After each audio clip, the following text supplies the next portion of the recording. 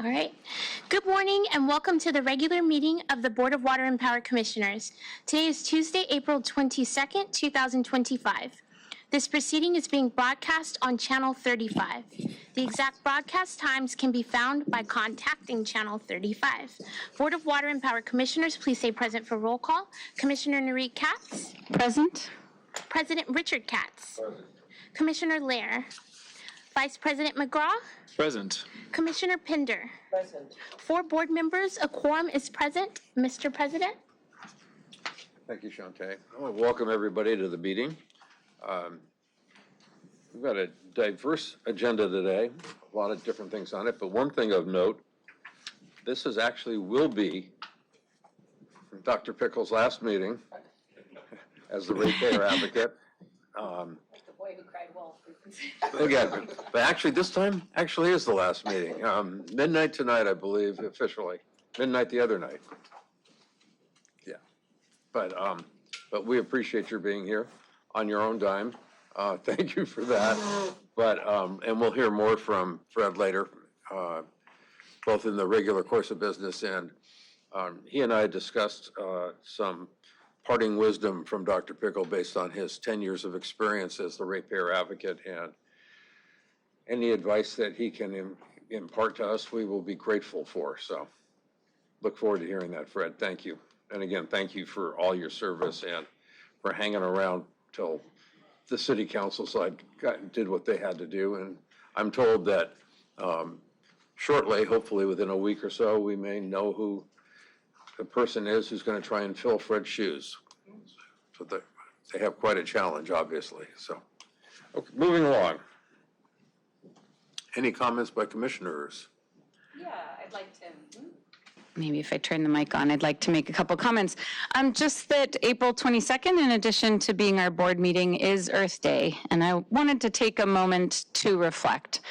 Earth Day started in 1970, and there were a number of events that led to it. There was the oil spill in Santa Barbara in 1969, and then also the Cuyahoga River catching fire.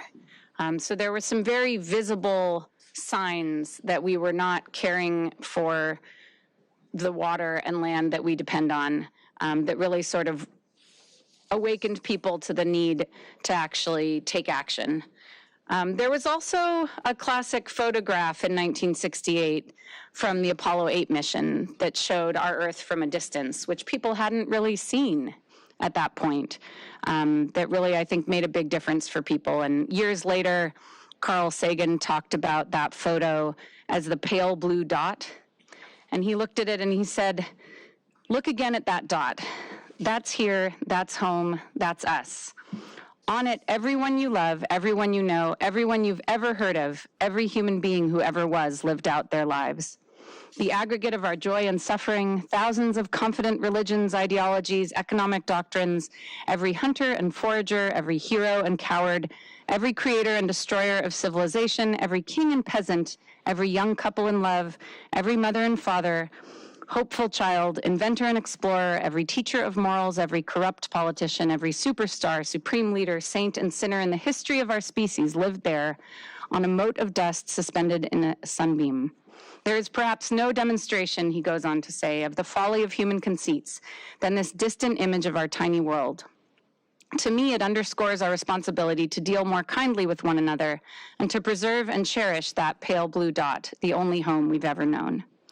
And so in 1960, 20 million Americans all across the country, out of a population at the time of 200 million, so today that would be like 34 million Americans, came out, demonstrated, participated in the first Earth Day. And this led to the creation of the Environmental Protection Administration, which was under a Republican administration at the time. And the then Republican president, Nixon, said, "Restoring nature to its natural state is a cause beyond party and beyond factions.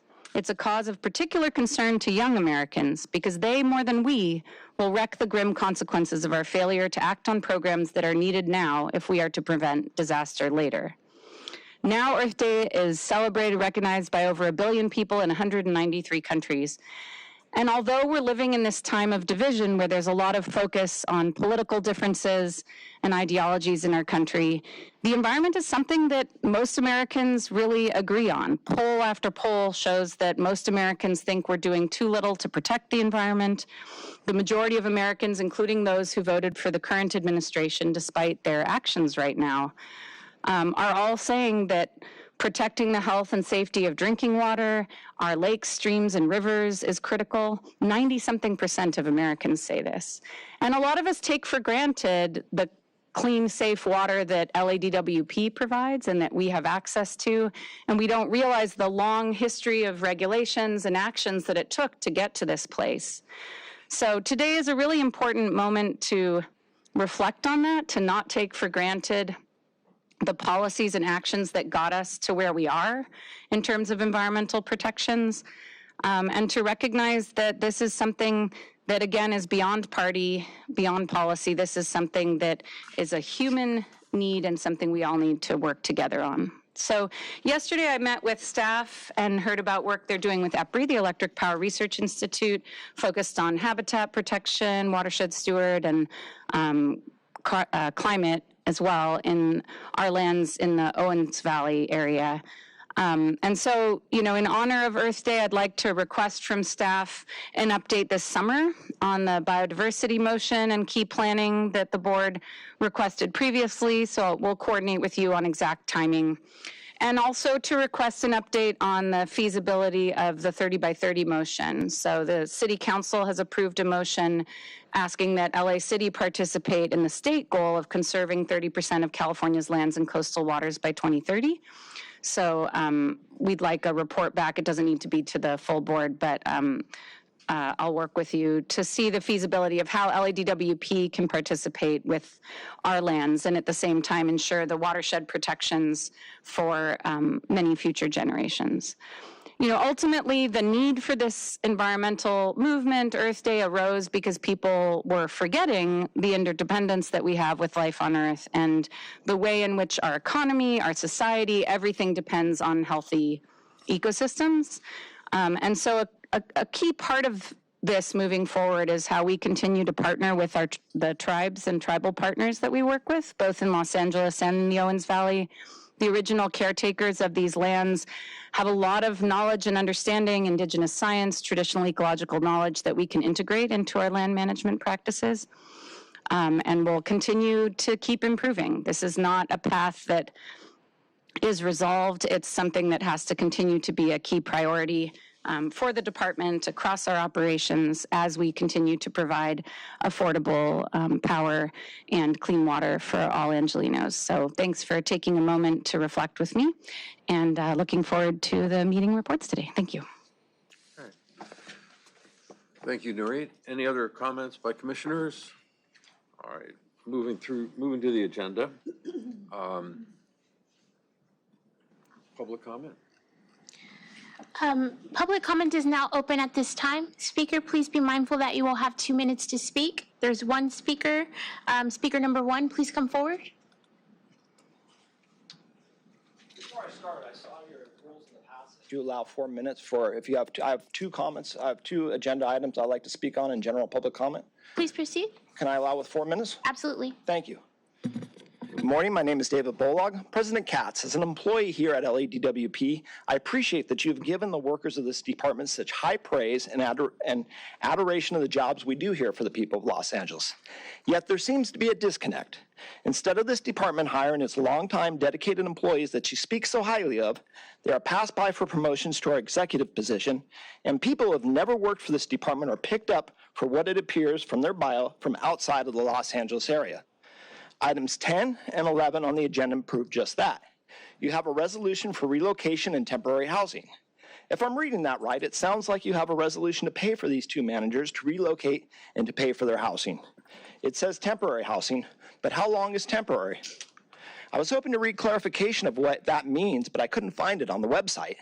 I called your office to inquire. What I got back was that I would have to submit a public records request to get clarification on what you are voting on today. Do you commissioners even know? If you do, would you share the details of this resolution with the public?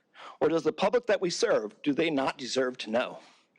If we promote longtime, capable, and able employees to this department internally, would these items even be on the agenda? Of course not. The employees would have already been established in the area. I see too many overtones of running our public utility as a corporation, which we are not. From removing the city seal from our logo to having an assistant manager of corporate performance, we are not a corporation. We are publicly owned. We serve the people of Los Angeles, and we have no investors to pay dividends to. We give back to City Hall every year, and we are able to maintain our infrastructure, maintain our power lines, and clear all the brushes from transmission right-of-ways. That's why you'll never see a fire that's caused by an LADWP transmission line, not like the ones PG&E's caused and have taken too long to pay the victims back. We are not that, and thank God we are not that. But what did our mayor do? She hired our top executive from that utility that failed its customers, a department head with no experience here who it appears has brought in people that she may know or worked with before, but never at this department, instead of utilizing the great talent that we have already here. What does this matter? The city is in $1 billion deficit, and good jobs are hard to find for Angelenos.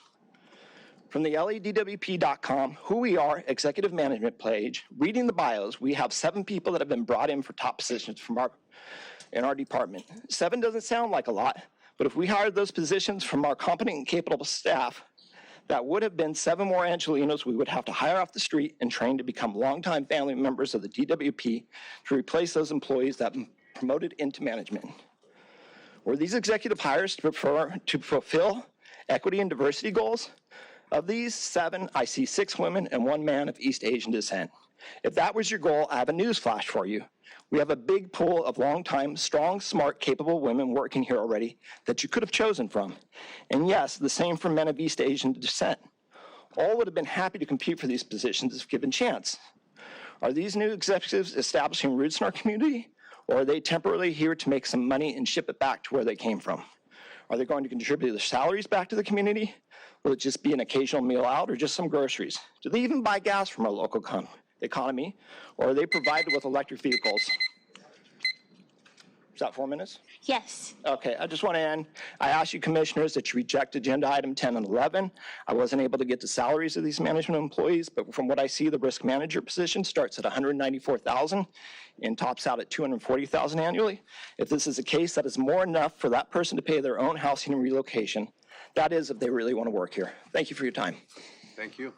There was 1 e-comment that was received and distributed to every member of the dais. Public comment is now closed at this time.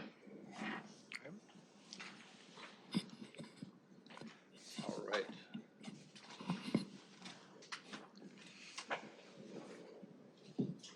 Janice?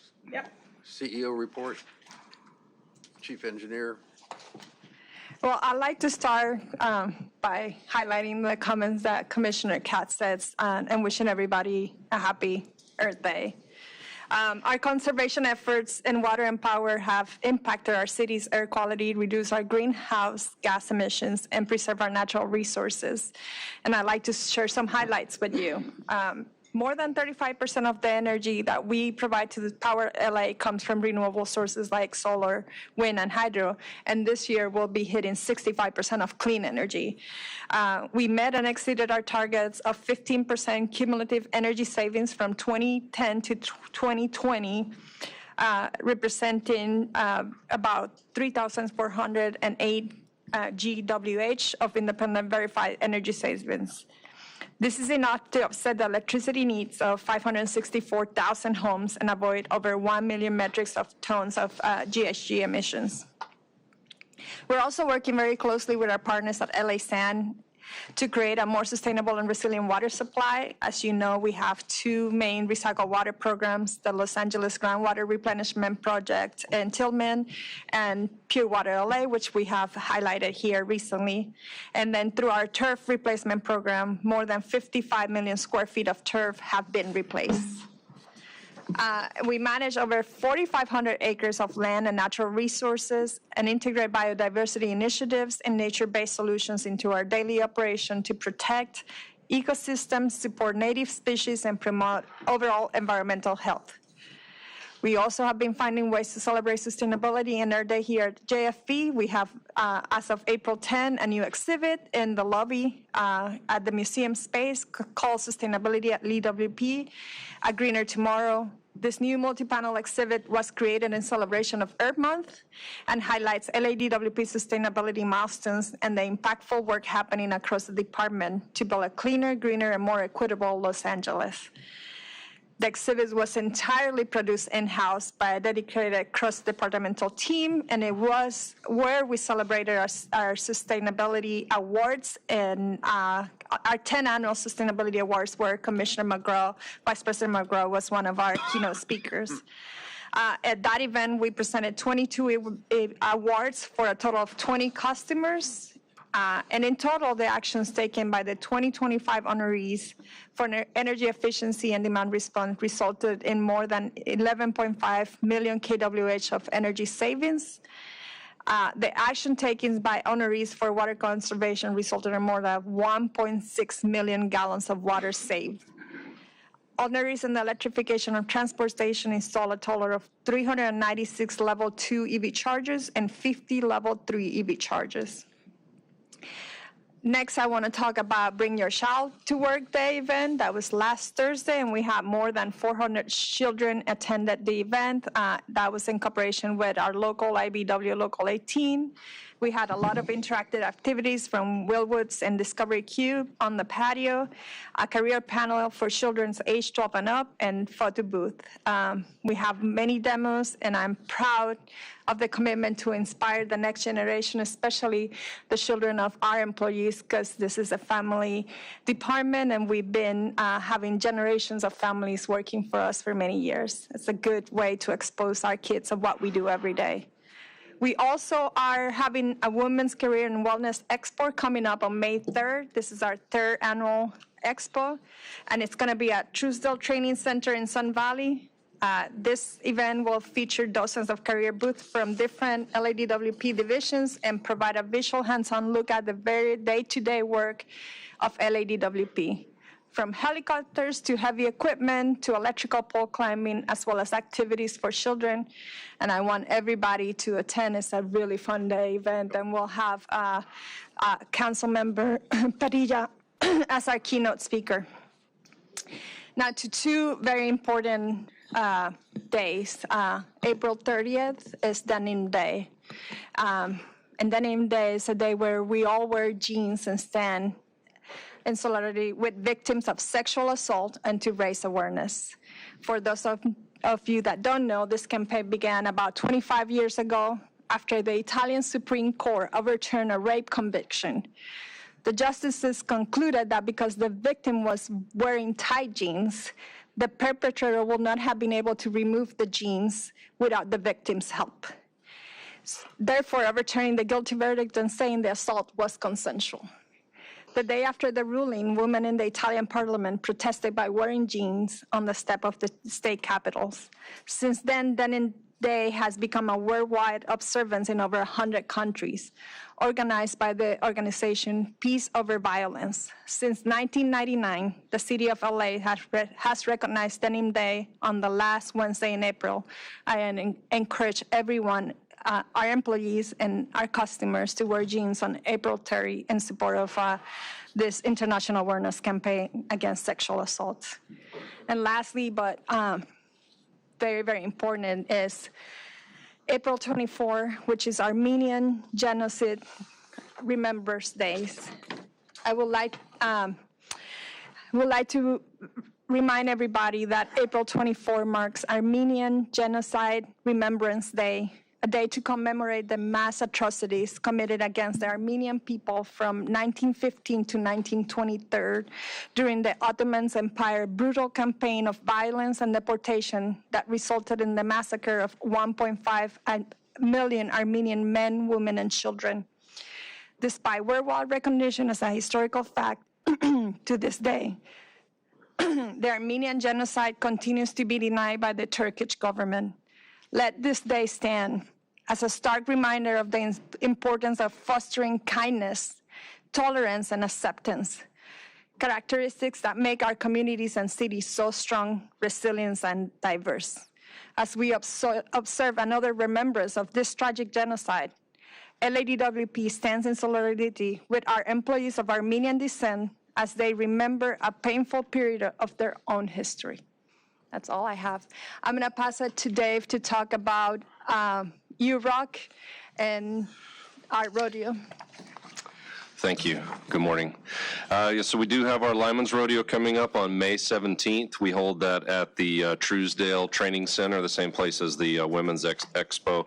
So that's Saturday, May 17th from 7:30 to 3 p.m. It is open to the public, and it's free. It includes breakfast, barbecue lunch, snacks. We've got roasted corn, people that will have some speakers, training demonstrations, a rock wall. There's a lot of stuff for the kids to do, a petting zoo. I think John Smith really enjoys the petting zoo. There's also going to have a lot of the science and engineering little stations. Yes, we allow people to see John Smith. And there'll also be some pony rides and a block wall, so it's open to the public, and it's a very exciting day. Well, we're very proud of what we do. There's a lot of utilities that come to this event. Even the Navy has showed up in the past with their linemen. So please, if you can make it, we'd love to have everybody out there. An update on the UROC, that's the Palisades Recreation Center. So to date, we've set 1,269 poles. We're still aiming at July 1st to have all poles set and complete. We're meeting continually with the city to talk about an exit strategy and alternate properties over there, whether or not we're going to maintain our unified utility rebuild operations center at that facility or move somewhere else. We've provided customers, about 150 different customers have come and interfaced with the different utilities there at the indoor gymnasium. So we're very proud of the work that we've been able to accomplish there in the Palisades at that forward operating post. And we're very thankful to our partners from Recreation and Parks for letting us temporarily occupy that. Great. John, thank you. Thank you. Dave, thank you.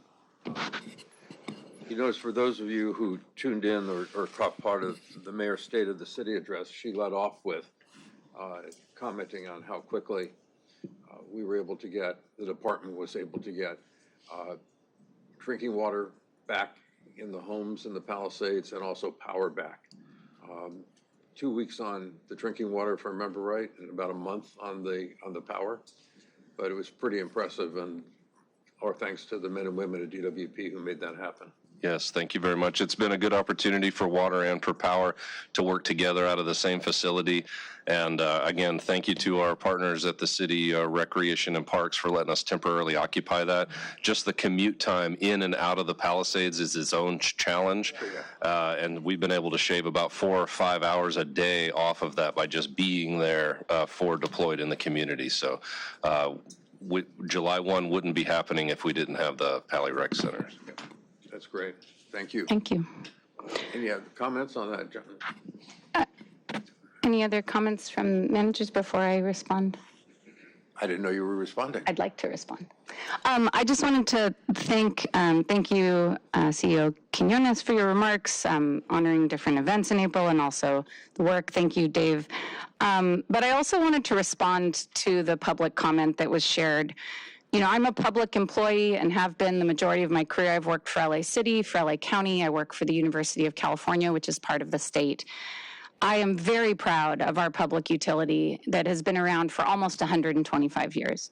And as you noticed, you know, President KATZ has also spoken highly of our employees. But I do not think that means we need to be afraid to bring in talent or to learn from other utilities. Just because other utilities make mistakes and we can point fingers at them doesn't mean they don't also have amazing practices that might be different from what we've been doing for a long time. You talked about the page on the LADWP website with executives, and you pointed to some that have been brought in from other utilities, but you neglected to point to the majority of our leadership team here at the dais and on that website who bring decades of experience at LADWP. You know, Dave Hansen, who just spoke, has more than 22 years of service at LADWP and began as an electric mechanic. And Selmo, similarly, has over 28 years of experience at LADWP and made his way up through the system. Ann shares many years of experience in finance at LADWP and as a public servant. John brings also, he's been in the city family for over 35 years. So, you know, we are sitting here, and Joe has many years of service. So we're sitting here with executives who lead this organization, who have come up through the organization. But we are very grateful for CEO Quiñones' leadership and the perspective she brings from the Coast Guard, even from PG&E, despite the challenges that they've had as a utility. And so I just want to acknowledge that and to say that, you know, this is a blended executive team, and I don't think we need to be afraid to bring in people, especially when there are some new perspectives and new areas that we're tackling as a utility that maybe we haven't led in before. So we're very grateful for all of the longtime servants that serve us, but we're also grateful for the new talent that we've brought in. And so I want to recognize and really appreciate your concerns, but I did want to share that perspective as our board, that this is something we take very seriously. Thank you. Thank you, NURIT. I was going to wait till we got to items 10 and 11 because the public comment did mention these particular things. Perhaps I could wait till that time because my question would really be directed to our city attorney about that. So I'll wait. Thank you. Okay. Anyone else? All right, moving along. Before we go to the Ratepayer Advocate swan song, I want to pull out just from the items on that we're going to be considering and deal with as special items, numbers 4, 6, 9, and then 10 and 11 will be taken together. So pull that off the consent calendar. Can you say that one more time? No. 4, 6, 9, 10, and 11. Well said. Yeah, no. Okay, 4, 6, 9, 10, and 11. As special. Sure. Dr. Pickle. Good morning. I'm officially retired. Congratulations. And Old habits die hard, though, so it's good to yeah, see you. exactly. First, a couple of comments. I've looked at and support items N, 2, 3, and 9. And on the topics of items 10 and 11, utilities by their nature tend to be siloed and have a number of employees who have spent their whole career at the utility. If you add on the limitations of civil service, that makes it more restrictive. And DWP can stand to learn in certain areas a lot by having a little mingling with other utility experience. We've encouraged that. In some areas, we're literally a generation behind in some of the technology implementations. So getting that talent in is very important. But it's, by the nature and city limitations, is really not going to be many people. Unlike the county where it's, I believe, 5% exempt. That's not the city of LA. For NURIT, I participated in the first Earth Day. It was my first appearance speaking on energy and environmental issues, primarily environmental issues, asking Senator Henry Scoop Jackson a question he didn't want to answer. So I will now switch to my comments about key issues and challenges for DWP. Can we pull up that presentation?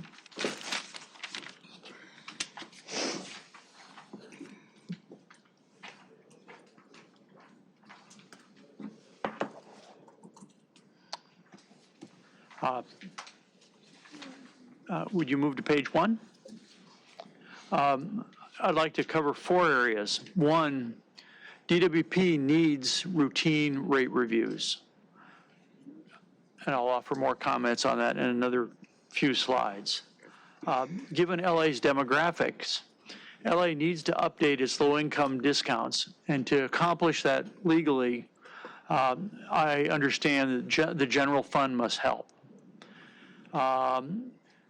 Third, in executing on infrastructure replacements and new service, this needs to be expedited for both DWP's and the city's benefit. And new plans, programs, and projects need to start and continue with economic decisions. And Unfortunately, we're having a huge amount of volatility in the economic climate, and so we may have to revisit these decisions more often than we would ever dream. So next slide. Starting in the 90s, maybe earlier, DWP has averaged one major rate review per decade. This is abysmal.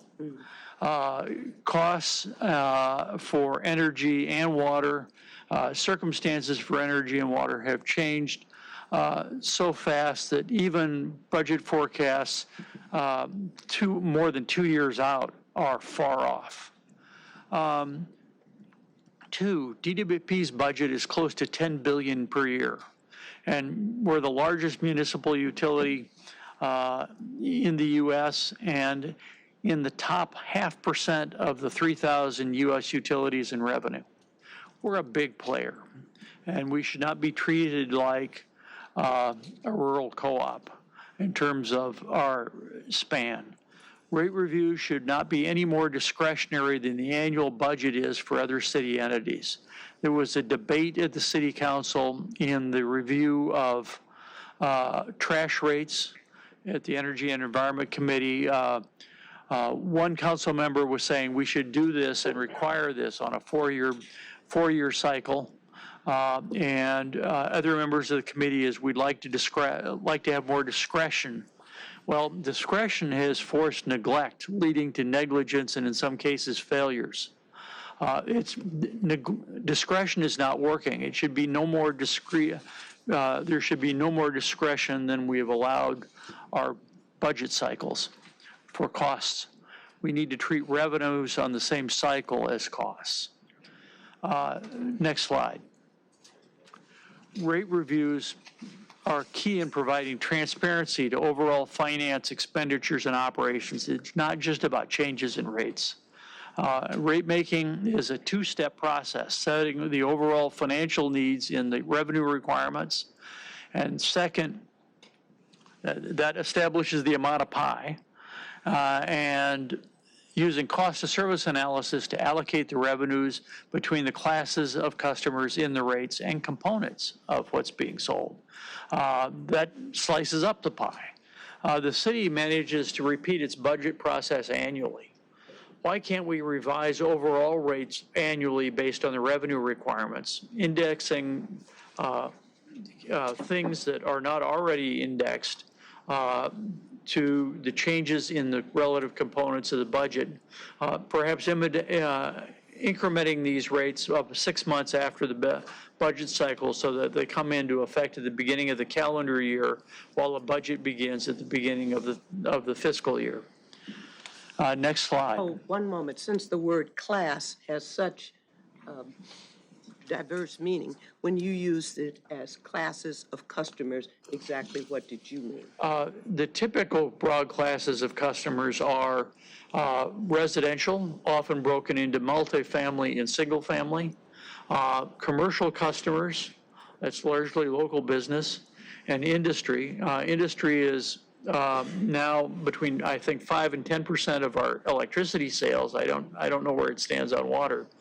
But they're very price sensitive. So the only industry that remains is industry that needs to be in LA because of the shipping or transport or some other aspect of its product. So by that I mean classes. The other component is different customers use energy and water at different times. Water is a seasonal cycle. Power is a daily and seasonal cycle. So rates have to be adjusted for that. Next slide. Thank you. Oh, you already did that for me. Second, every 4 years, we should have a full transparent review of finance operations and conduct cost of service studies. This is the deep dive, not done annually. This is needed to keep up with the rapid evolution of the utility sector and its customers. The first example is residential net meter solar has reduced overall residential sales. It's certainly been lower than expectations. This means in the cost of service analysis A lower share of revenue requirements might be allocated to residential customers, lowering rates for all, those that use solar and those that don't, to keep up. And this would mean lowering rates relative to the system average rates. The second example is behind the meter solar has moved the daily peak from midday to early evening. We've been keeping the same time of use rates with the peak prices midday. That incentivizes more solar than can be used. Typically, we have too much solar at certain times of day and various times of the year, and too little storage investment. We need more storage investment. So we need to play catch up in these areas. Next slide. Second topic, DWP needs to update low-income discounts. DWP's low-income and lifeline rate discounts have had no inflation adjustment since 2008. Costs have increased a bit since 2008. DWP's low-income and lifeline discounts for water have been eliminated in legal settlements. A rate discount would need general fund support to update the low-income and lifeline rates as proposed by the OPA for an inflation discount in a memo sent to you in early 2024. It also highlights the amount of money that DWP sends down the hill to City Hall. The recent rate increases for LA sanitation, sewer, water, and solid waste rates have had general fund support for low-income and lifeline rates. We asked first, how about us? At a higher, those sanitation rates combined are at a higher general fund cost than what OPA suggested last year. So next topic. DWP's staffing has lagged in especially trained field workforce and processes to keep up with existing infrastructure and with new business. Risks need to be reduced on infrastructure and keeping up with infrastructure, and opportunities need to be captured, not left to wither on new business. Both the city and DWP benefit from improvements in this area. New customer connections have had long delays in some areas, and DWP misses out on the load growth, and the city misses out on delayed utility user tax receipts and property tax increases. So that's another area where we need to move ahead. Next topic. Let's start with the basis of making economic decisions. DWP's long-term capital plans associated operating costs with those long-term capital plans total over $100 billion in incremental costs over the next 20 years. These plans and projects need active management, or rate impacts will overwhelm ratepayers. Experiment with small pilot projects, but don't invest big and continue without checkpoints. Example, should we consider on stormwater projects that have lost grant funds? We need to reevaluate our investments in the changing political environment. Maybe it would mean canceling the projects. It may mean just putting them on pause until funding is received.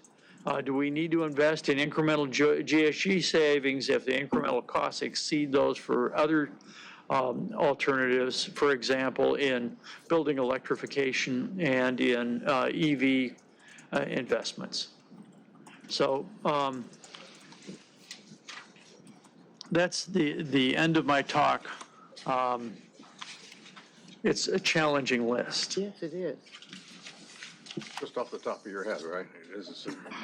We have. I started on the needs regular rate reviews before I was approved by mayor and council. And that's 13.15 years. Wow. But who's counting? Well, we appreciate you leaving us with a lot of work to do and a good list. That, and I've tried to show you openings that the city has recently provided us. Yeah.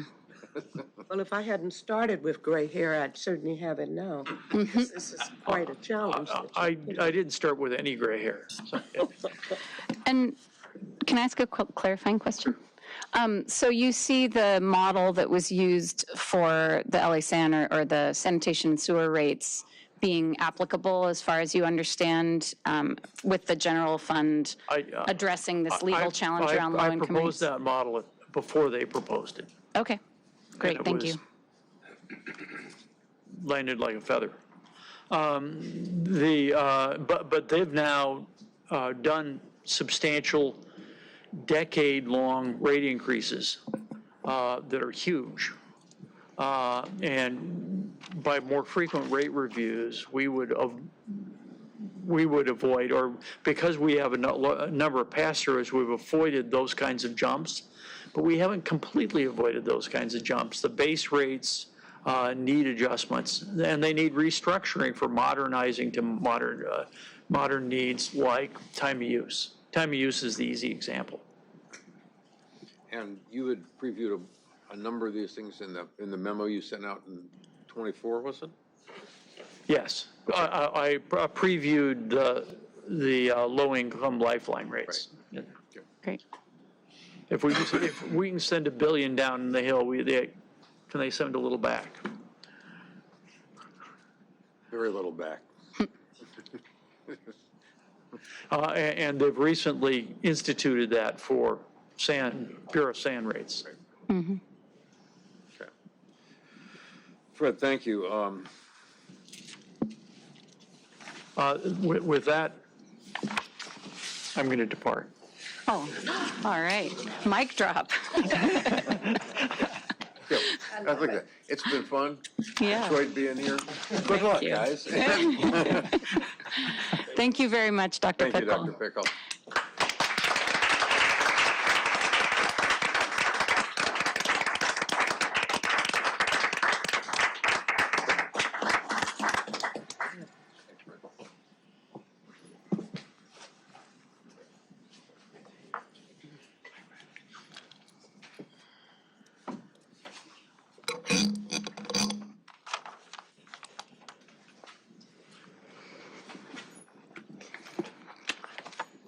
I sure would hate to be the person following Dr. Pickle into that job. They got quite a hill to climb, so we'll see who that's going to be. But he's also given us a lot to think about and act on for future consideration by this commission.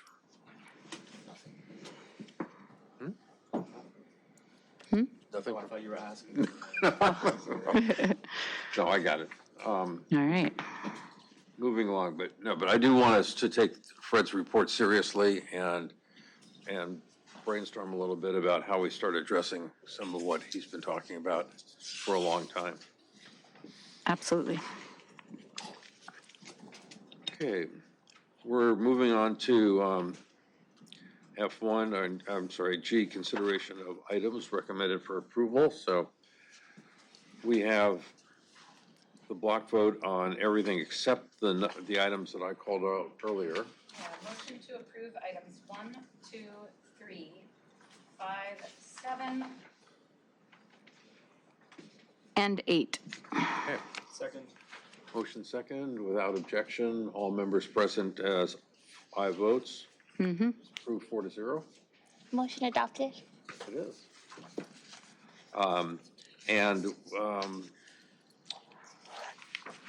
Why don't we start with item 4 at this point?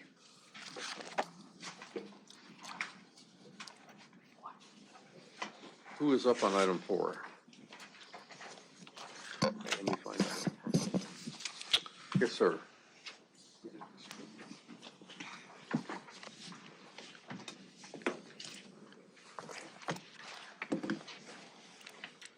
Good morning. Morning. Would you like me to go through the presentation or just, you have specific questions on it that you'd like to?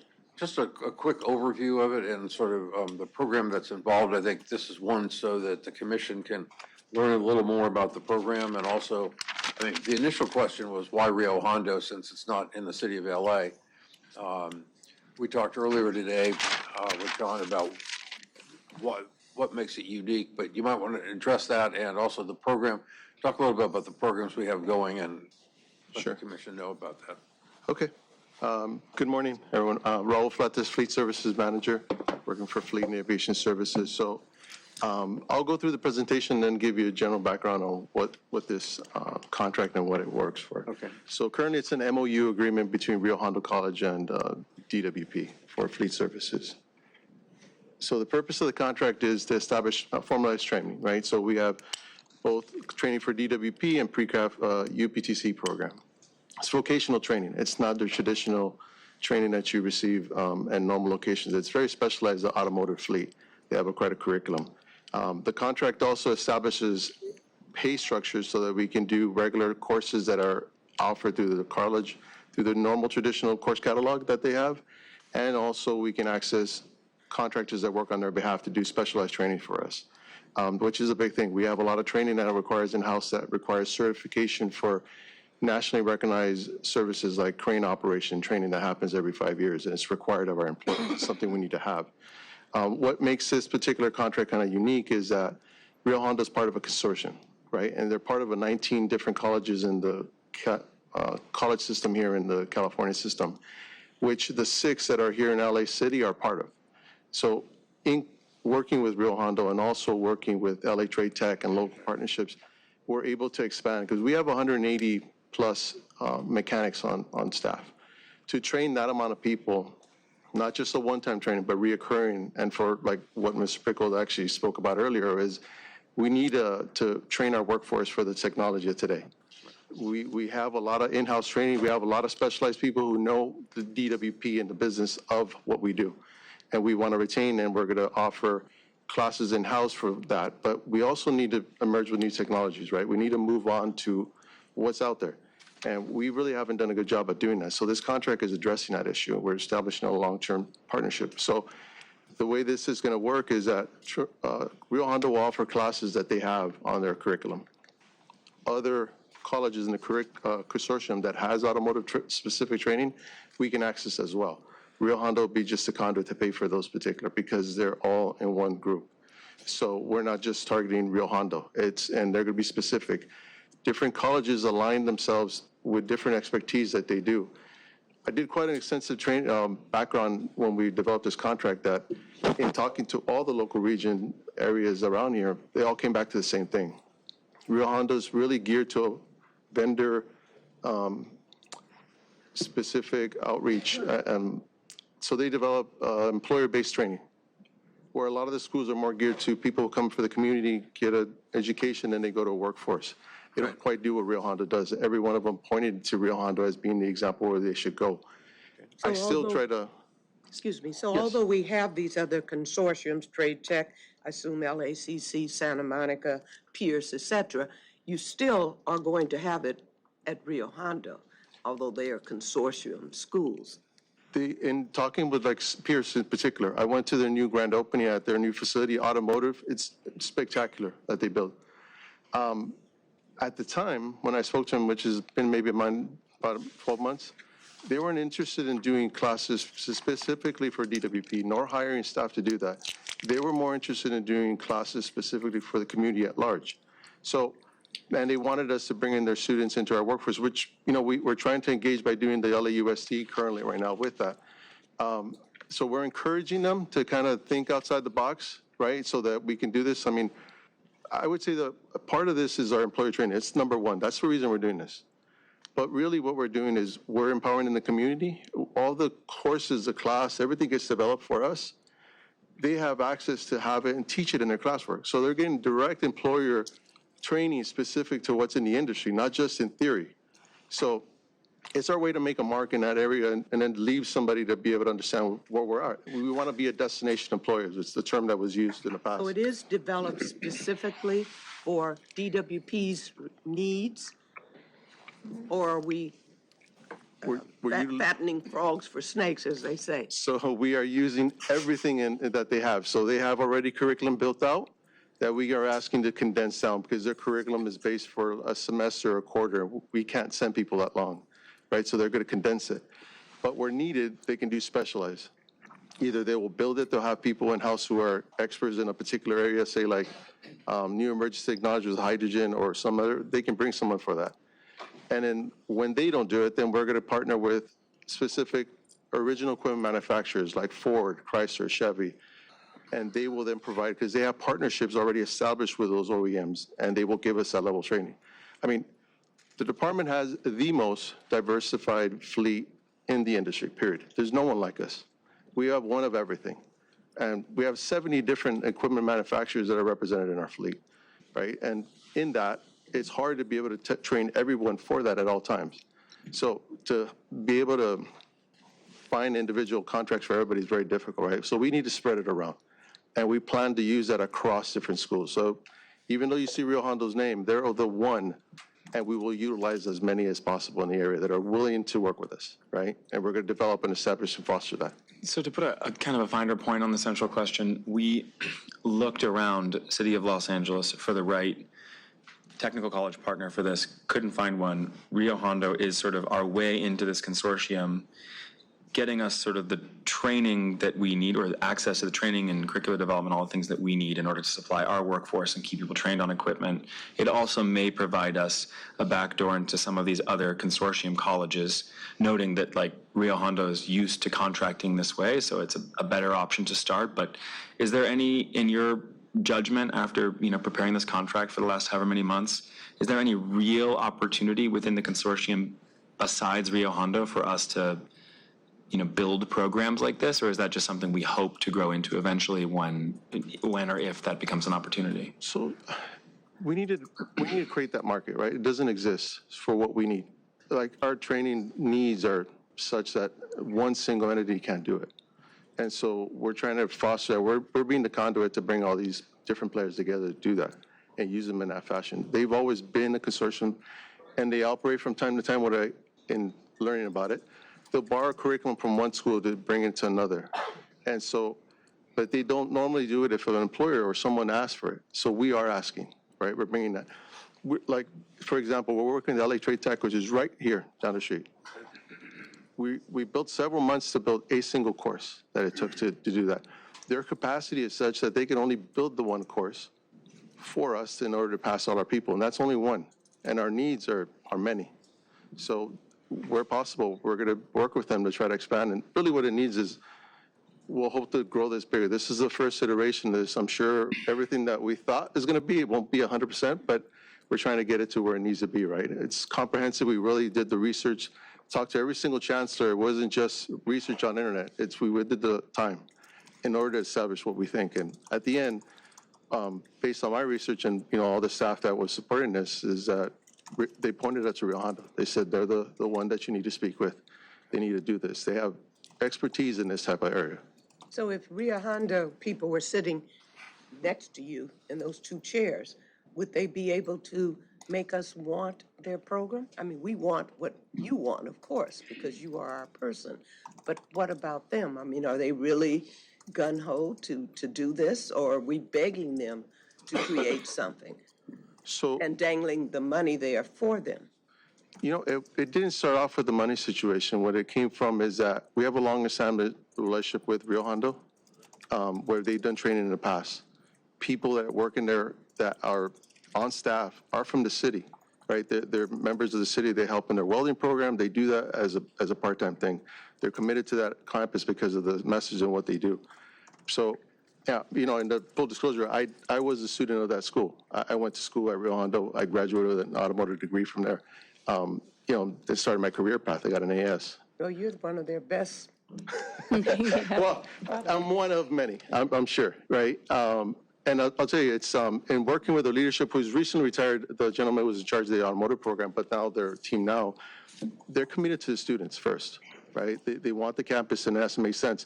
Their biggest, what took so long, is that they wanted to make sure that their students and their workforce aligned with what they're doing for the community. Mm-hmm. So they don't want us to just come in and DWP take over and do what we want. Okay. How does it make sense for them and for the community at large, right? And that's our message is, we want to build this to be the model really for across the nation, right? Nobody has an automotive training like we're doing here. Like it doesn't exist. We've tried. Mm-hmm. So we want to be first. our biggest resources is our employees, and training comes with that. Yeah, thank you. I want to return for a moment to Dr. Pickle's comments. One of the critical recommendations he left us with is that we need to expand our trained field workforce, to compete and to move forward with all of our challenging goals. I think this is an excellent example of that. As someone who was one of 2 women in my auto mechanics class at North Hollywood High School, I have heard about the program there. I think this is an exemplary partnership and what we should be doing more of that helps with our own workforce development and training, but also is then helping to move the whole field forward and provide opportunities for students across the region who want to learn these skills and to move into these vocations. So thank you so much for your leadership in developing this partnership. It really seems like something that will both benefit our community college system and our employees and this whole field as a whole. So I hope to hear more later on about the impacts of this program and the successes and hear more details about the training and what it was able to bring to our employees. So thank you for this presentation. Sure. And I'll just add, Raul mentioned we have one of the most diverse fleets and one that is getting more complicated with EV charging and vehicle to grid and all the other items with ACF rule that are coming our way. One of our number 1 priorities are our employees and the employee development. So this is going to be one of many consortium trainings, partnerships that we have to do to ensure that our workforce continue to be developed, educated, and up to speed on the technology that's hitting us every day. And it's rapidly changing on the fleet side, and it's something that we need to embrace and move forward quickly. So I appreciate that. Raul, I'm sorry. Would it be helpful at all for some discussions with the community college trustees in LA about the need for this partnership? Absolutely. I mean, anything that would be offered that so we can, look through this and work towards that end to have more here in-house and, here locally, yes, okay. Absolutely. All right. Let's, after we're done, let's have a conversation about that. Absolutely, yeah. We really, like I said, the goal is for our employees, but we really need to be a good partner in the community, right? And that's what we want to build. So we need to build that bridge, and the community college system is job-ready people. Right. They're ready to go. Mm-hmm. We need to give them that push, right? So that's what this contract does, is I feel we're going to make a mark. Okay. I used to teach also at LACC, so actually I'm very committed to that whole push. Thank you for that, yeah. All right. And would you need me to continue anymore? I know I just kind of ad-libbed the rest of it, but. I think we got a good sense. Yeah, thank you. Okay. All right, thank you. Raul, thank you. Appreciate it. We can see your hearts in this. That's why I became what I'm doing now. I'm fleet management. I mean, I started with wanting to do training. So full circle, right? Thank you. Absolutely. Thanks, Raul. Thank you. In 6? I'm sorry? In 6? Yes. Item 6. Stanley Chang, Supervisor of External Energy Resources, and James Barner, Senior Manager of Power Budget. If you guys could come on up. No, James Barner. Oh, there he is.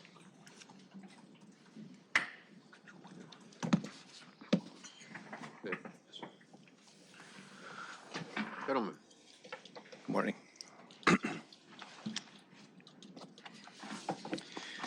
Good morning, Commissioners. Thank you for having us. Allow us to explain to you the background and context of this geothermal proposal. It's the first amendment to a power sales agreement between LEHRER and SCAPA.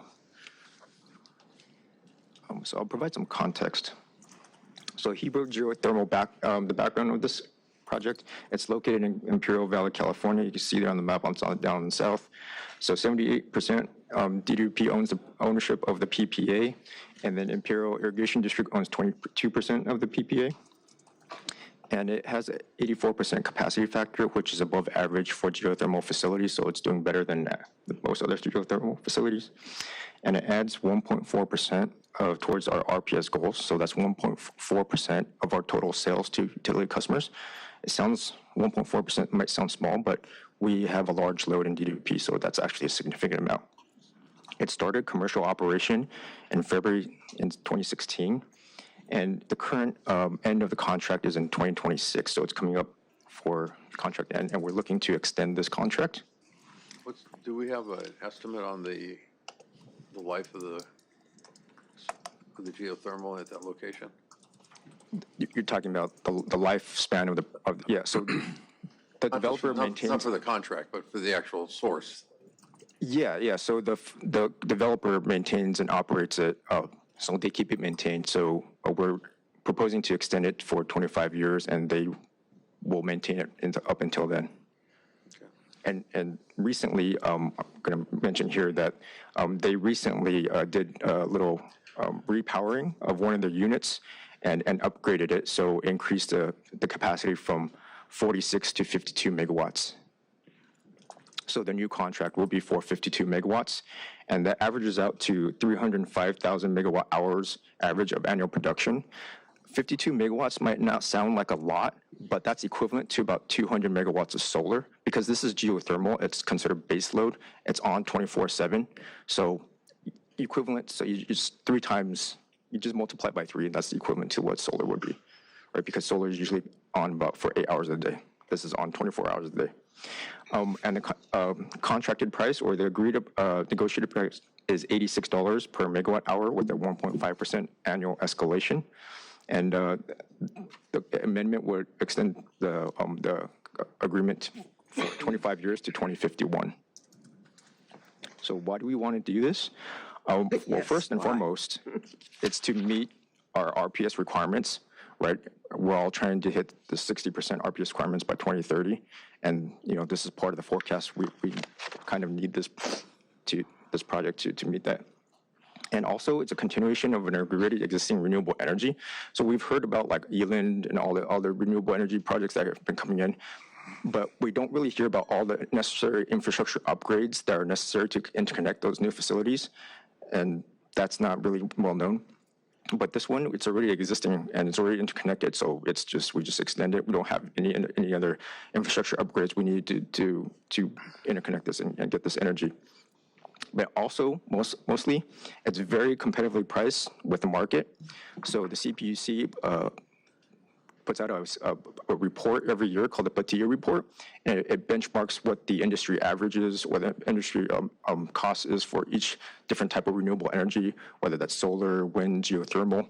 And $86 is exactly where it's at for the latest 24 Patia report. Our current actual contract price right now is $91, and so we were able to negotiate this back basically by 5 years too. So we negotiated down to $86. And for geothermal, this is very competitive. So we might have the same question. Go ahead. I have a couple, but so we were able to basically negotiate a new lower price that gets us, prorated 5 years of free energy. Mm-hmm. My understanding of can you give me a better understanding of what percentage of our renewable portfolio standard geothermal represents and how big of an investment this is compared to our investments in something like photovoltaic or wind? James, would you build it? I don't have the exact number, but it's pretty considerable. I think it's probably close to 10% of our 45% RPS. Yeah, I thought it might be that big. And then, go ahead. Just to put down on that, but I thought the most important point that was made is it's base load, yes, which for renewable is very unique. Yes. Very reliable in our power mix. The fact that it's base load is what makes this primo. Yeah, exactly. Really, more than other renewables, it really helps us cycle down off of fossil fuels because it gives some reliability to our power mix, which is super important. For the 25-year contract term, noting how much more efficient this operating company has gotten at producing energy to its contract partners over the last contract term, so much so that we could negotiate a lower rate now. Yep. locking in this price for the next 25 years, knowing that this technology is going to get significantly better, are we potentially locking ourselves at what could end up being a higher price than we might want to pay, say, 12 and a half years from now, halfway through the contract term? So this project and this developer might be an outlier, and I think James Barner can speak to this, but I don't believe we've had any proposals for any new geothermal projects since 2022. That's correct. Because But I they're think not that- out there, or? Well, overall projects, But I for think sure, that- because they're hard to Yeah. capitalize, but the existing projects are getting more efficient, and units of power are getting cheaper. Yeah, the availability of geothermal has really gone down. And one of the main reasons is a CPUC required the IOUs to procure 1,000 megawatts. And when they did that, that basically took up almost all the geothermal that was available out there. All the existing inventory, Yeah, basically. and then on top of that, you've got data centers, which, like want to have that 24/7 power. So they're also, going after geothermal projects. There are some advanced geothermal technologies right now, but they're still in the very early stages that are out there that might be promising in the future. But the prices that we've seen for that are still higher than this project. Thank you.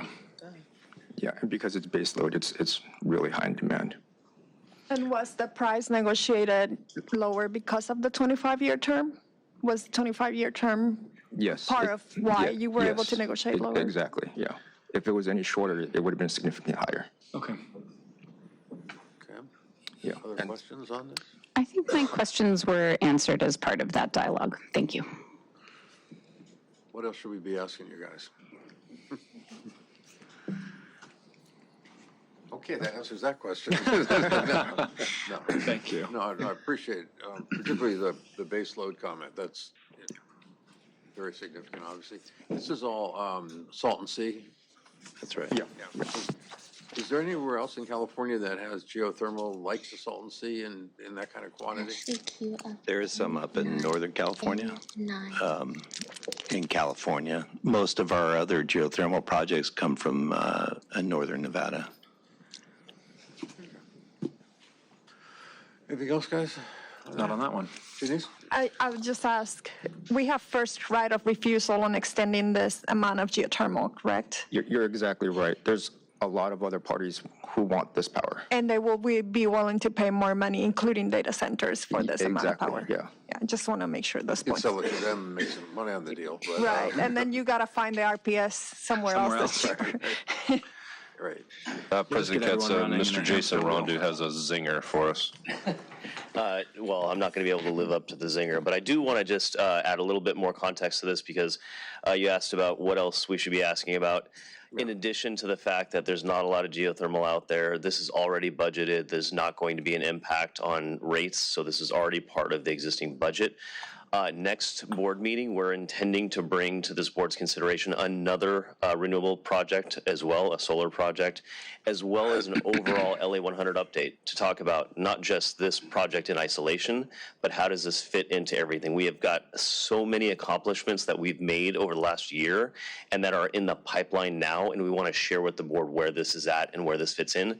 The reason this project is sort of jumping ahead of that presentation, which I think ideally we'd like to holistically give you, is we're urgently trying to get this kind of done. We have kind of a unique opportunity. Stanley mentioned this earlier with Elan Solar and Storage, amazing project, but nobody saw the amount of work that had to go into building the transmission upgrades to bring that home, the station work, hundreds of millions of dollars that had to go into that. This isn't just plug and play, this is play. We've already got it plugged into our system, so this is an excellent project. We're very excited about it. It makes a huge dent. Again, 1.4 doesn't sound huge, but that adds up. And the next project that we're bringing to your consideration is going to be another, I think, 3 to 5% in addition to that. So each of these bites of the apple really make a big dent, and we're very, very excited about this. So, we talked a lot of nuts and bolts, but if you can't tell, I'm trying to restrain myself. I'm very excited about these major steps ahead. So We appreciate that excitement. And just to be super clear, this is a new contract on an existing facility. We are not building new geothermal facilities in the Yeah, Salton that's right. Sea. And Stanley can correct me if I'm wrong, but there's been a upgrade, a repower to the facility that's been completed or is in the process of being completed. So this will be an extension to an existing facility that has been upgraded. Okay, great. Given that it's Earth Day, you're not prepared to answer this here, but I would be interested in more information if there are any improvements in the upgrade from an environmental perspective in terms of impacts at the Salton Sea or anything on the kind of EIR side of things, but we don't need to get into it here. We'll include that in the update to the board next board meeting for LA 100, if that's okay with you. Yeah, right, that would very be good. great. Thank you. You'll be waiting for that.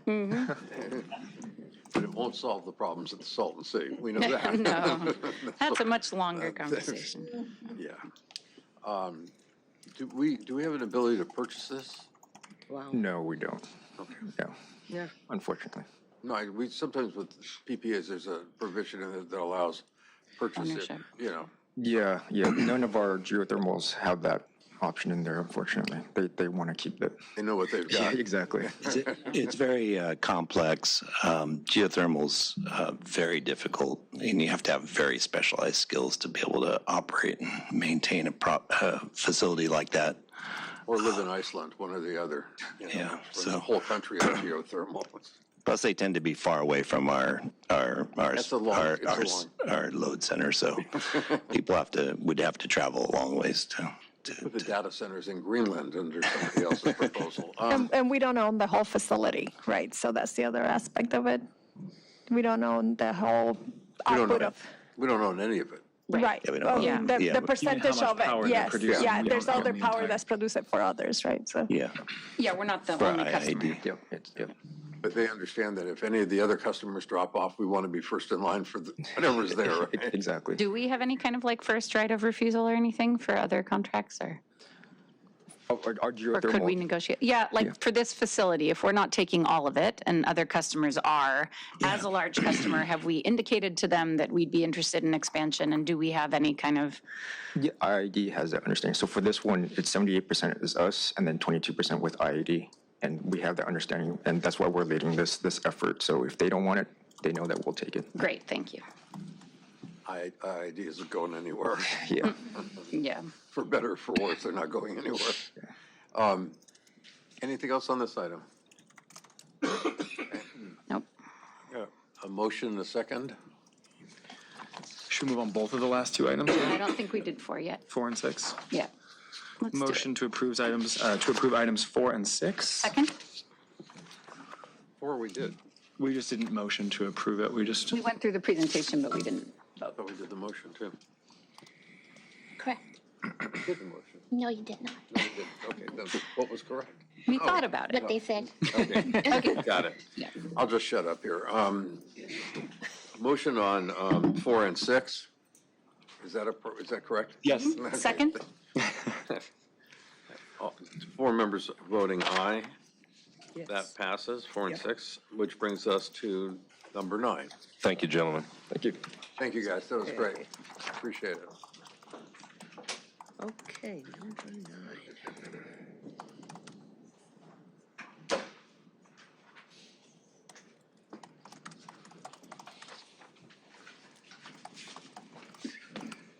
Good morning, Commissioners. My name is Norma Grab. I'm the CIO and CAIO. It's a pleasure to talk to you this morning. Here with me is Andrew Hurd. Good morning. I'm an Assistant Director of Information Systems, and I report to Norma. We respectfully ask for your approval of Amendment Number 1 to Agreement 4757-0A-D, 47570G2A, and 47570K. Agreements collectively known as Enterprise Technology Advisory Services, or ETAS. The purpose of ETAS is for DWP teams to obtain advisory services in support of large, complex technological initiatives for which DWP does not currently have subject matter expertise available internally. DWP has a series of unsupported legacy mainframe systems that underpin its human resources, payroll, and financial management business processes. These legacy systems run on aging platforms and are highly customized with heavy reliance on manual procedures and institutional knowledge from internal and external resources to make up for non-integrated technology. This approval is time-sensitive because of its impact on the implementation of Workday as the enterprise resource planning platform of choice for managing human resources and payroll processes for the department. After 4 years of work in the configuration, customization, and data migration from several legacy systems to Workday, we are ready to go live in June 16 this year. We requested the urgent addition of this item in today's agenda to prevent lapse in the contract and interruption of critical deliverables associated to this go-live milestone.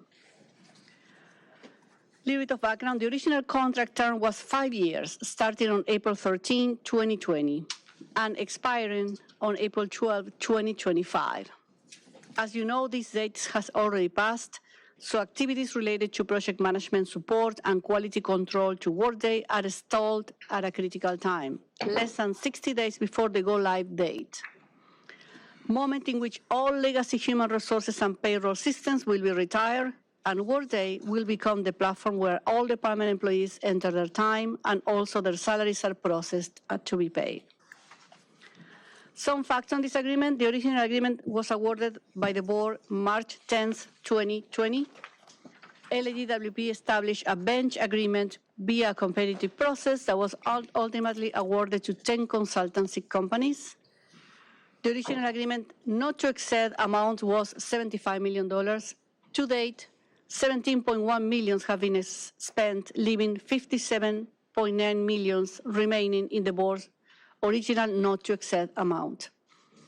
This amendment, number 1, before the board, is to retroactively extend the term by 4 years to April 12, 2029. That's what we are asking today. I've mentioned Workday. That would extends the term, but no additional cost. No additional cost. Allocation of funds. No additional cost. All right. I mentioned Workday's June 16 go live as a direct and critical dependency of this contract. However, the work goes on after June 16, and that's why we are asking for this 4-year extension to April 12, 2029. The second phase of this, please. I'm going to ask the chair if I can step away and recuse myself from further information about this particular matter. Of course. And then when you have voted, I can return. We'll go looking for you. Thank you.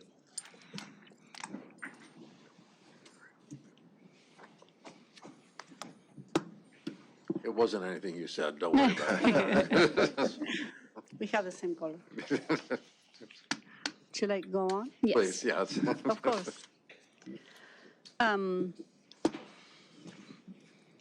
The second phase of this ERP upgrade project focuses on technologies that support the finance and supply chain side of the department. Currently, there is a complex technological architecture of 10 systems and databases supporting procure-to-pay processes. Some of these systems are created and maintained by small companies with limited customer support, such as the ERSP platform by the company OGMA, or are homegrown, web-based software products that cannot keep up with the pace of system development in the industry. Accounts payable technologies are part of this group. Phase 2 of the ERP project is to focus on these critical financial and supply chain applications to upgrade and or acquire platforms, design a simpler architecture that facilitates data flows and creates a unique and reliable source of truth, implement eco-friendly and paper-free financial records and approvals, and simplify and speed up source-to-pay processes. It is worth highlighting that part of the activities that these 10 consultancy companies perform include knowledge transfers. So internal DWP teams can perform activities independently at the end of the advisory engagement. Some examples of past experiences like this include, for the distribution, automation, advanced metering infrastructure initiative, IT has implemented integration testing between AMI meters and head-ends, and DWP Oracle database using advisory services. The teams are now ready to perform this task independently in the future. For new digital customer initiatives, IT has assisted Customer Service Division in their website redesign and upgrade. The IT team is currently working independently thanks to the knowledge transfer performed during the consultancy services. IT has also created a disaster recovery plan that consists of emergency procedures that staff can carry out to protect technology infrastructure and data assets when a disaster occurs, with definition of roles and responsibilities of team members, such as maintaining business continuity service systems, overseeing the crisis, and contacting third-party vendors or affected parties. The team has learned from this advisory experience and is currently maintaining activities independently. Finally, because of all these reasons, we respectfully request your support and approval of this amendment so the department can successfully accomplish its institutional goals. We thank you for your previous approvals of the ETAS bench agreement, and we are now ready to answer any questions. Yeah, I just have a very quick one. This contract within this set of contracts for Pandora Consulting Associates, LLC, can you talk to me about that specific contract and its purpose? The contract was aligned to, and I will ask Andrew's help here. My understanding that the contract was aligned to facilitate the revamp of the website for the customer division. Can you speak a little more? I think in general, one of the concepts around this ETAS agreement is that there were 5 statement of work streams that were envisioned by ETAS.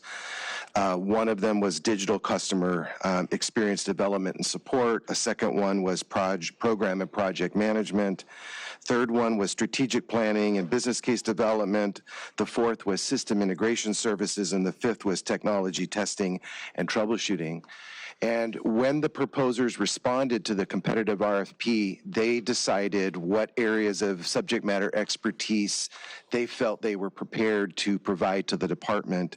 And when Pandora responded, they responded to that strategic planning and business case development work stream, which means any project that we feel we need that subject matter expertise, they could respond in a secondary competitive process with some of the other participants in giving us a proposal for those services. So in general, that's what Pandora is able to provide to the department. Can you give me an example of has that happened during the life of the current contract? What kind of work have they done or not done under those terms? Yes, so we have issued a total of 14 what they call task order requests for proposal, and we've issued 12 task orders, one of which did go to Pandora Consulting, and it was for the support of disaster recovery,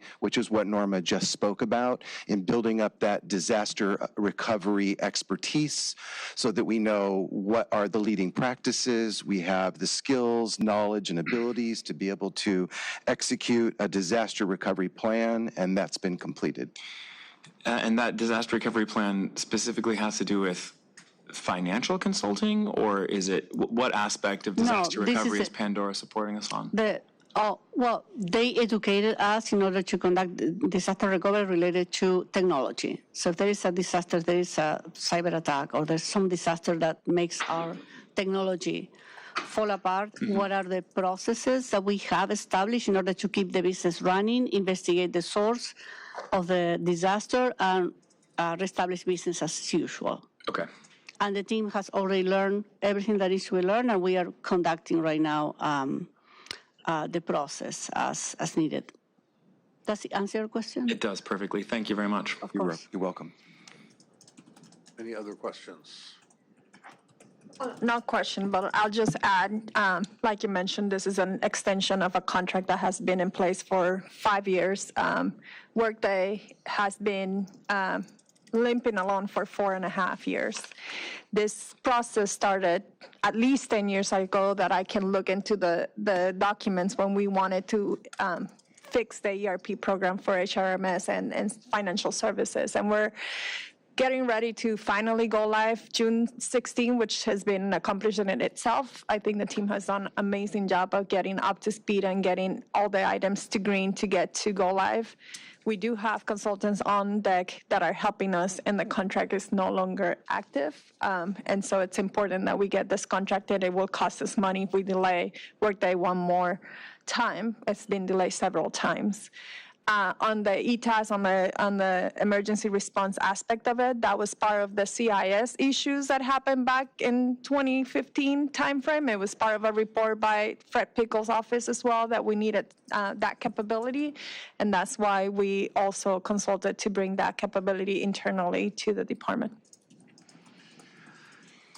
Can you remind me, not all the brain cells are functioning this morning apparently, but we were talking about this the other day. There was a sequencing issue we were discussing, that something was coming online before something else and it didn't seem to make sense. Was that relative to this or workforce or? Something is going online. Can you repeat, please? I would if I was clear what I was asking. That's fine. More information. I know. No, we were having a discussion that was some part of this process and where we were starting in June with workforce, but there was something that. Yes. Okay. Yeah, I remember now. See, I just need a little bit more information to remember. Yeah, I'm glad you did, because I still don't. So, but thank you. So because we are a utility, we have two sides of the house regarding resources. We have human resources, but we also have assets. We have physical resources. Right. So the second part of the project of replacing our legacy system is to focus on ERP for supply chain and asset, which is the part that we need to start.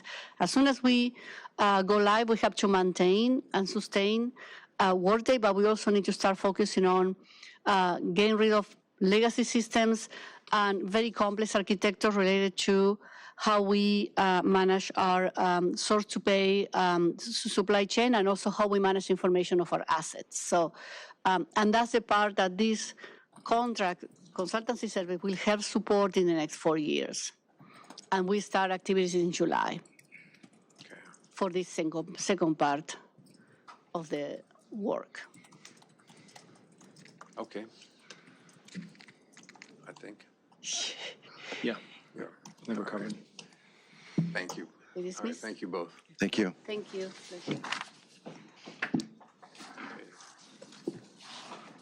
So we have just 10 and 11 left. Could you? Yeah, I think we need to vote on this one so Wilma can come back in.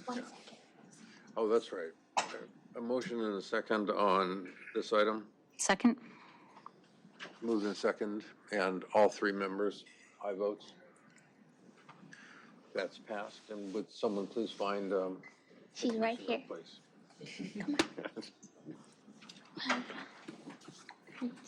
Come on. Here she is. Thank you. Welcome back.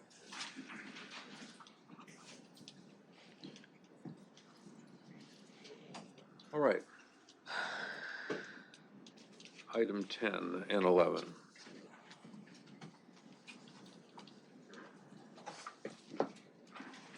Who's up?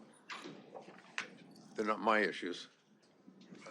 Yeah, the only thing I was going to add to these, since when they came up for public comment, it could have given some misinformation if you were just hearing it in part.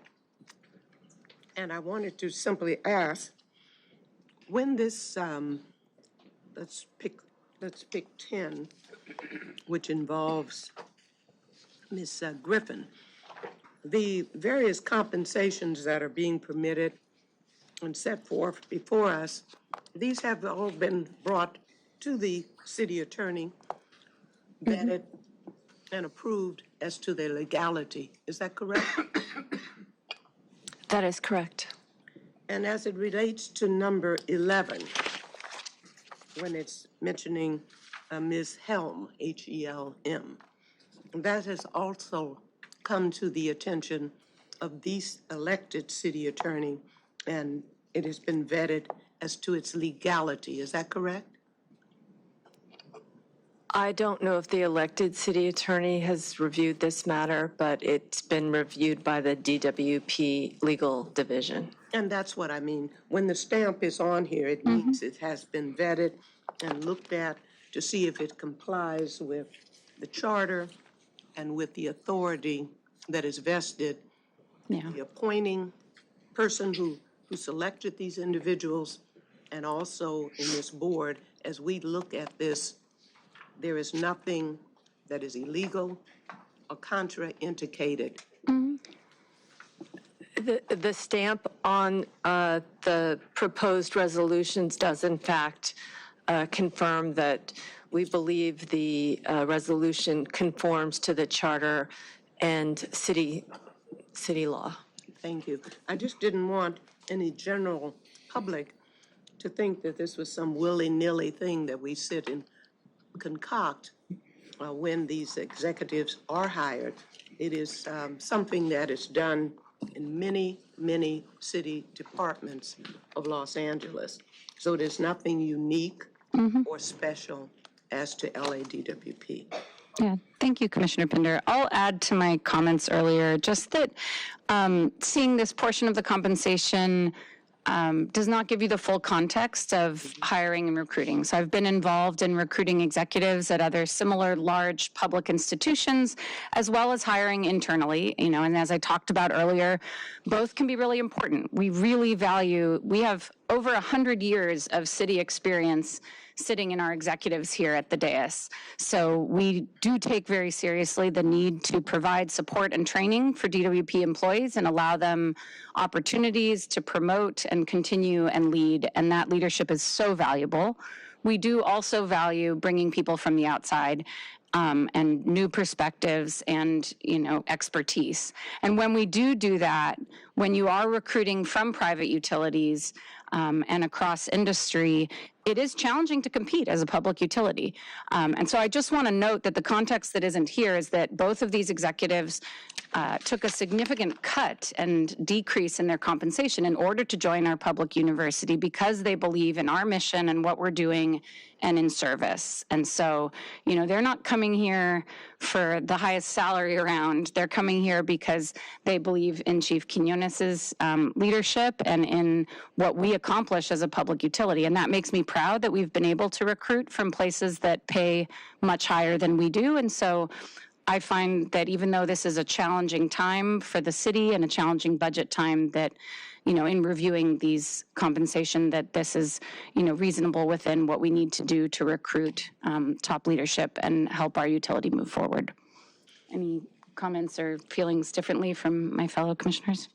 No, I was just going to remind you that we're not a public university here. We are Did I say university instead of utility? Yes. I'm sorry. That's okay. It's been a long Earth Month. Public utility. I am very proud of both our public universities and our public utilities.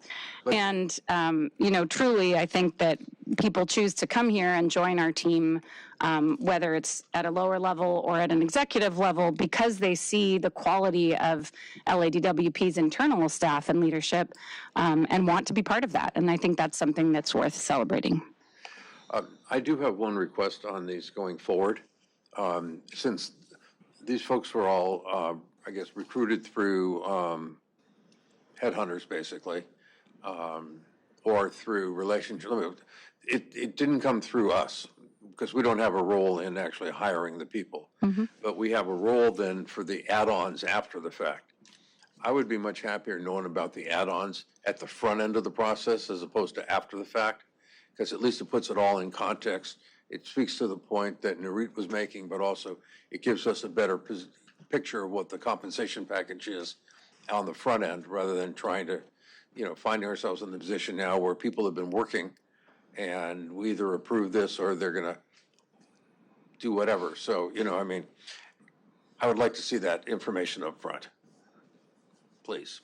Yeah, I would second that. Thank you, President KATZ. It'd be helpful to review early in the recruitment process whenever something might come to the board.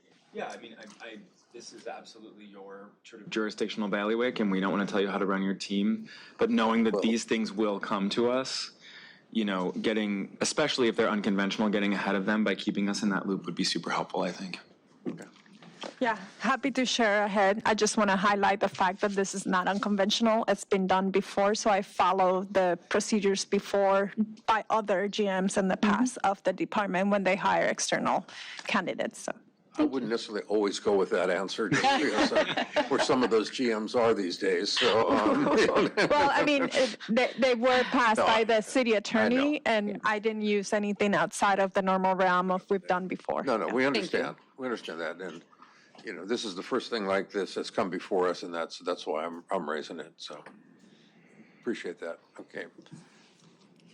Everybody okay with this? Absolutely. Yeah. A motion and a second, and then 4 aye votes. Yes. Yes. Could I have a first? I'll make a motion to approve items 10 and 11. Thank you. With everything else, So, I'll second. Thank you. Okay. Second from Commissioner McGraw. Thank you. all right. No objection. Thank you.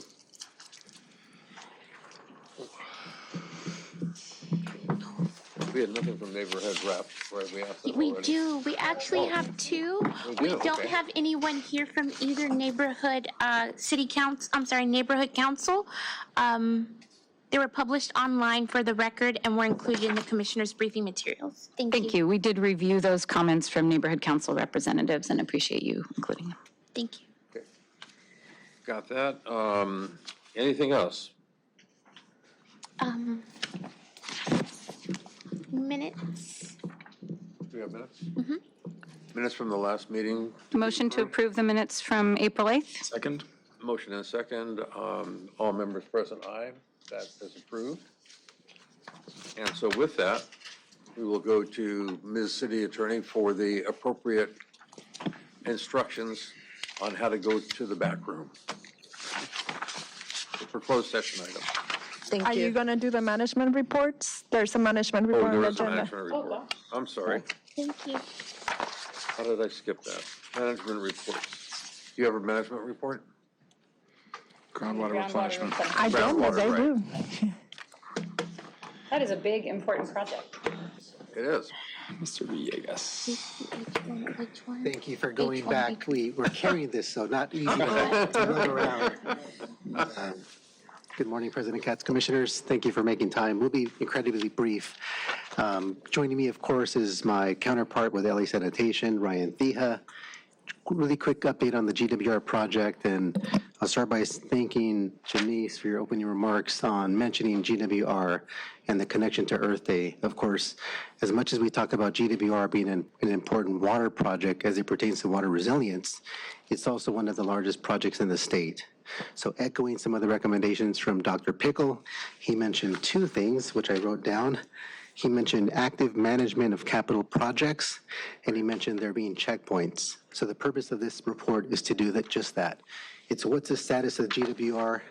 We are now 4 months into construction, and we just wanted to summarize that with one slide by saying it's on track, it's going very well.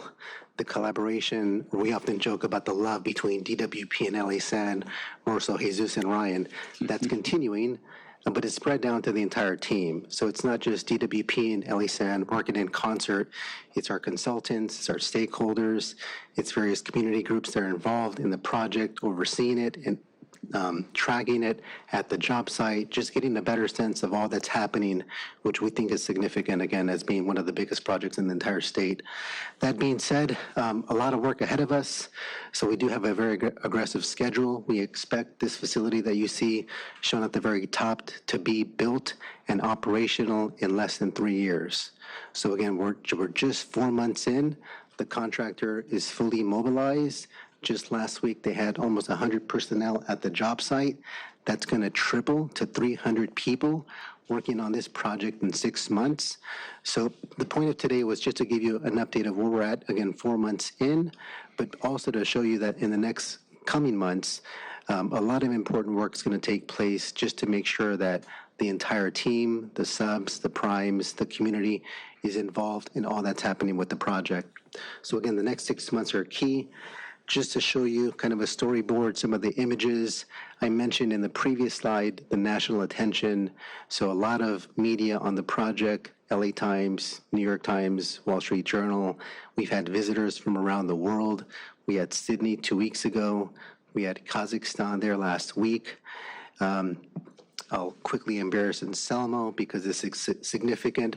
But in the middle top there, Anselmo received the National Award for Water Reuse, which is a major accomplishment for his advocacy for all things potable reuse, not just with GWR, but also Pure Water LA and his constant involvement in the work that we do.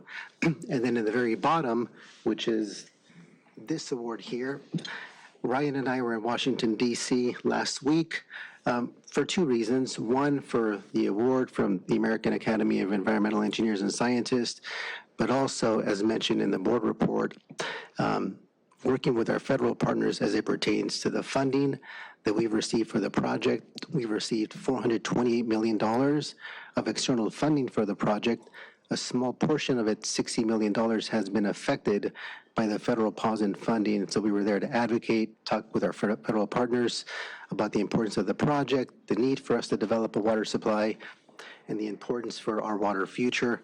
I'll quickly turn it over to Ryan, just to talk about how we're going to reimagine Tillman. A little bit of background here, but just to give you a sense of all that's taking place at Tillman in the next 2.5 years.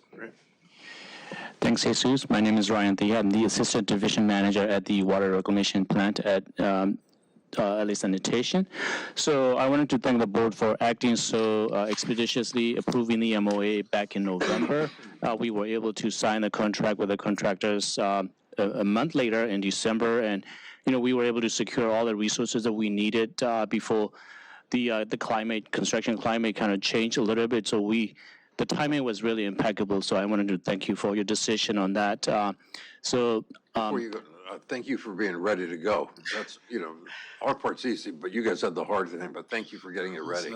Thank you. We've been ready for about the last 25 years or so.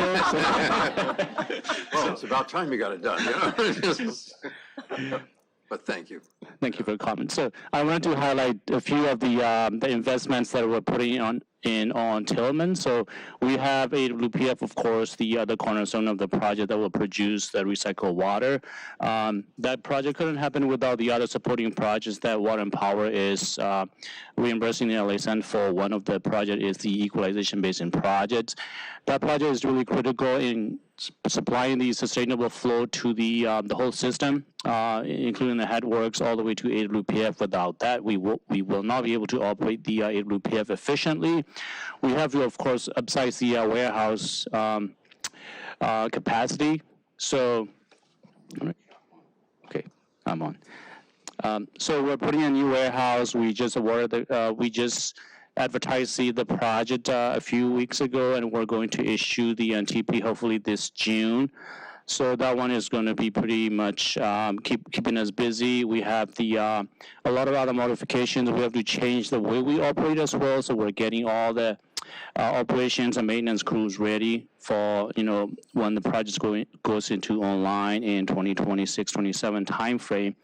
So that's just a quick summary. I can go and talk about it for a few hours, but for the interest of time, I wanted to acknowledge the dedication that Anselmo team and Jesus team has put in this project. I've worked on a couple of MOAs, driven project with Water and Power, and this is an exceptional team. They're really hands-on. They never miss a meeting. So I really wanted to, thank the team for their time and investment and the interest. We offered them a trailer space at the Tillman site, so we had a handshake that they'll be reporting there for a couple of days a week. So hopefully, and some of you don't mind not seeing them here for a couple of days a week. But I'll leave it there, Jesus.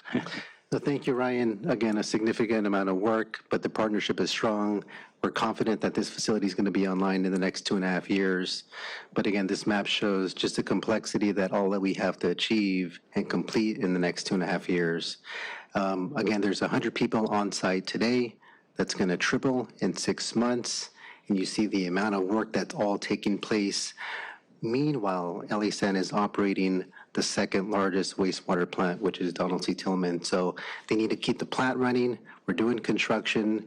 We need to orchestrate with everyone that's involved, and we'll keep this board informed on a quarterly basis to make sure that you're aware of all that's happening with the project. So with that, that concludes our remarks. Thank you again for your time. We can open it up for if there's any questions. The only question I have is on the EQ tanks, are they going to be housed, or are they going to be enclosed, or are they going to be covered, or they're just what you have what we see in the photo? They're going to look very similar to that rendering on the top right. And even that rendering doesn't represent how large they are. They're 174 feet in diameter. Think of it as like half the size of a football field, 50 feet deep, and there's 2 of them. There's also critical facilities. Those are shown in the yellow and blue pipelines. There's a lot of existing infrastructure that had to be considered, and we had to design around it just to make sure that we can produce a large enough storage basin. And what Ryan mentioned was important, one, to operate the plant efficiently, but also to maximize the production of water. Got it. Thank you. No, that picture doesn't give credit then to those sitting there. So all of this, of course, is taken into consideration our earthquake status in this state. It's been monitored. The plant's been operating since the 1960s, so there's alarms that were triggered. Ryan can get into that. Those are going to be elements that are going to be incorporated to this facility as well. So if there's any alarms, any trips, there's a need for the plant to shut down. That's all been designed and will be built as a part of the facility. I would have thought so, but it's nice hearing you say it again. Yeah, just to add to that, I wasn't around, but when we had the Northridge earthquake, we were out for half an hour, and we went back online based on our records. So the whole plan is, pretty much weatherproof, earthquake-proof. We're surrounded by a 12-foot tall berm that protects the facility from floods, and also we have the redundancy power supply as well as these equalization basin. So we're pretty much safe in that sense, in a way. And worst case scenario, you're in a flood control plain already. So if it really goes south, correct, it's all contained. It's a Hulvita Basin. But it won't, so. Any other questions, gentlemen? I don't have any questions, but I do just want to comment. I think this is very appropriate for Earth Day. I am Extremely proud of this project. It's recognized, as you said, nationally, internationally. Congratulations to Anselmo, but very much congratulations to you, Jesus, Ryan. I've been present for many presentations that you've given on this, not only to board members, but to the community and to stakeholders. And I've been very impressed with your ability to explain to the general public the importance of this project, the technical details of the project, and to answer all of their questions thoughtfully and thoroughly. So just thank you for your leadership on this, and look forward to future updates and future tours. You're even repping your water bottle today. I know, I've even got my Tillman Advanced Water Purification Facility water bottle. That's how passionate I am about the project, so very exciting. Thank you. Thank you. Thank you, Commissioner. Does it she breathes it, she wears it, It's just exactly. I would just add the importance of this project on how much this is going to impact our Pure Water LA and lesson learns and working on the relationship with LA Sand. This is our first step to a bigger project that's coming in line later in couple decades from now. But this is the first step, and it's going great. So awesome. And the education facility, which I don't think is highlighted in this slide, that piece of public-facing education about water and water treatment and our whole water system I'm particularly excited about. I think that will be very impactful. And as a resident of that area and the valley, I think it'll mean a lot to the community. So thank you. Thank you. We're super excited. Again, great team. We know we're going to get it done in less than 3 years. Everything you see on the screen will be built. So, Outstanding. All right. We look forward to it. Thank you for that. We'll end on that positive note. Yeah. And now we'll go City Attorney with the magic words that take us into closed session.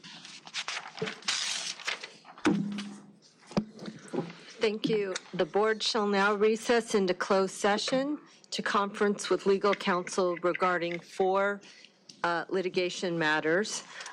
All of them will be pursuant to California Government Code Section 54956.9D1.